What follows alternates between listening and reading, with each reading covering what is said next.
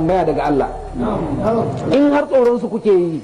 In 2011, a secret file from the US Embassy in Abuja leaked online as part of the WikiLeaks dump governments around the world tried to bury. Inside that document were detailed threat patterns for Boko Haram, weeks before the attack actually even happened. The bodies littered the streets of Maiduguri.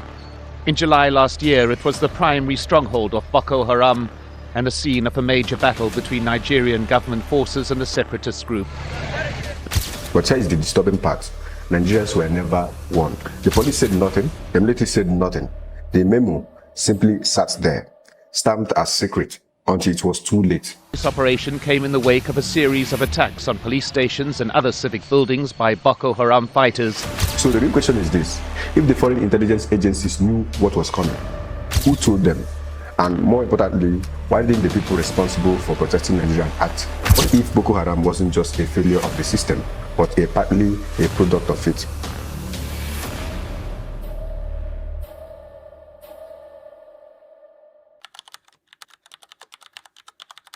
Now, to understand who is paying for the fire, you have to examine the wood that started it in the first place.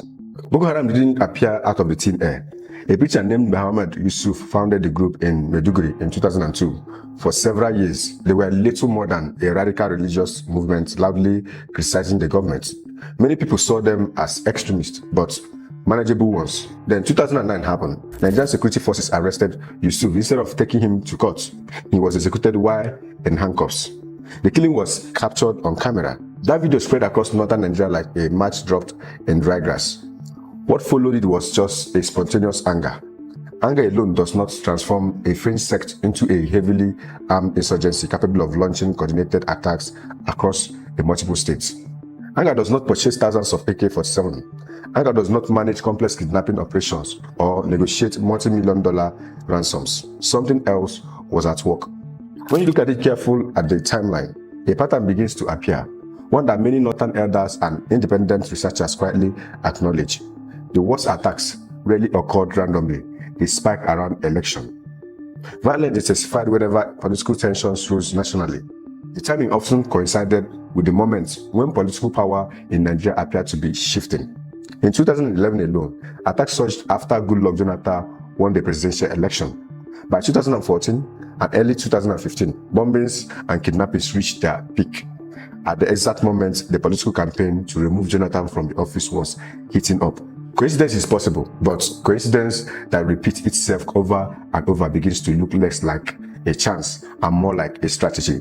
Now let's examine this through three pillars. And also the fact that there are also informants, perhaps in the security apparatus, who may be leaking information to Boko Haram. So I think it's extremely important that discipline within the security apparatus to ensure that tactics are not leaking out does take place. For most of Nigerian pre-independence history, political power has largely rotated within a network of northern elites, a system built on relationship among emirs, governors, military officers, and political patrons. When Goodluck Jonathan, a Christian from the Niger Delta, assumed the presidency in 2011, many within that network felt that the balance has shifted. Even former President Olusegun Obasanjo claimed in 2012 that he had evidence of some northern political figures were financing Boko Haram. He never publicly named them, but the implication was unmistakable. In 2015, a surrendered Boko Haram commander named Sagiru Musa reportedly stated that the group had received financial support from the politicians seeking to weaken Jonathan's administration. That story appeared briefly in the newspapers before quietly disappearing from the headlines. Follow the money and the picture becomes even more uncomfortable.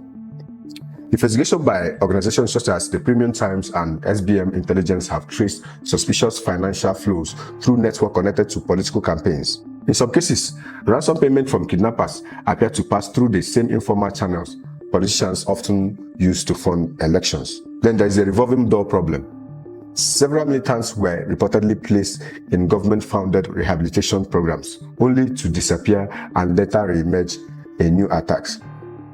In other words, same states that claim to be fighting terrorism sometimes appear to be inadvertently recycling it. Out of 100% money we then thief for Nigeria, over 80% are not Anastifa. The WikiLeaks files are not conspiracy theories, they are real diplomatic cables. Some of those documents show that by 2009, the United States already had detailed assessments of weakness within Nigerian security forces. Other cables from 2011 reference financial flows into the extremist group through regional networks stretching across Chad and Sudan. Later, Freedom Information Act requested uncovered documents suggesting that by 2012, U.S. intelligence agencies had extensive profiles of Boko Haram leaders, structured and weapons pipeline. The uncomfortable question remains, how much of that intelligence actually reached Nigerian commanders on the ground? And if it did, why did it fail to prevent the wave of attacks that followed? Consider the broader geopolitical pictures. Nigeria hosts around 37 billion barrels of oil and remains Africa's largest economy. A stable, confident Nigerian has the leverage to negotiate global partnership on its own terms. But a Nigerian consumed by internal conflict becomes far easier to pressure economically and political influence. Interestingly, the expansion of the US military African command presence in West Africa accelerated during the same year Boko Haram violence was escalating. Chaos often creates strategic leverage, and historically, powerful nations rarely ignore leverage when it appears on their table. Where are we now? They have practically disappeared. By 2014, Boko Haram had evolved beyond its original sponsors. Whoever they may have been, the insurgents had become its own economic ecosystem. Kidnapping became one of its most lucrative industries. The adoption of the 276 girls from Chibok was not only a humanitarian strategy, it was also a global spectacle that dramatically increased the group's bargaining power. Now, these students are the future of our nation, Nigeria. Despite official denials, several governments quietly negotiating through intermediaries in places such as Qatar, Cameroon. At times, the ransom value of a single hostage reportedly reached over millions of dollars. At its peak, Boko Haram was believed to be generating between 25 million to 50 million annually. The group also imposed taxes on cattle herders, a factor that worsened the farmer herds conflict spreading across the Middle Belt. Meanwhile, weapons from the collapse of Libya's Asna after 2011 flooded the Sahara region, creating a vast black market for firearms. And inside Nigeria, corruption completely recycled more. Billions of naira allocated for internal displaced persons disappeared through fraudulent contracts and ghost projects. When displaced communities remain very much poor, desperate and neglected, extremist groups have an endless pool of recruits. In that sense, corruption didn't just weaken the war effort, it quietly ensured the war never truly ended. We only say that this government is not trying its best. Official explanation often points to poverty as the primary cause. Poverty is real, no doubt, and it certainly contributes, but blaming poverty alone is political convenience. You cannot arrest poverty. When poverty becomes the explanation, no governor faces trial. When religion becomes the explanation, no defense contract is being scrutinized. And when everything is blamed on extremists, the financial network behind the violence remains comfortable and very much invisible. Perhaps the most controversial example came in 2022 when the Buhari administration reportedly allowed some former militants to be integrated into the security structures after rehabilitation programs. For many Nigerians, that raised a deeply uncomfortable question. How truly were these individuals vetted before being given uniforms and weapons, whether intended or as reconciliation or even a strategy? The decision left many citizens uneasy, even up to today. Looking ahead of 2027, many of the structural problems that allowed Boko Haram to flourish still exist. They have simply evolved. While the Northeast remains unstable, new armed groups labeled bandits now operate across parts of Zamfara, Katsina, and other northern states. In some cases, carrying out attacks are even more brazen than those of Boko Haram. Yet, international attention toward them remains relatively limited. At the same time, political tension over revenue, taxation, and federal power are rising again.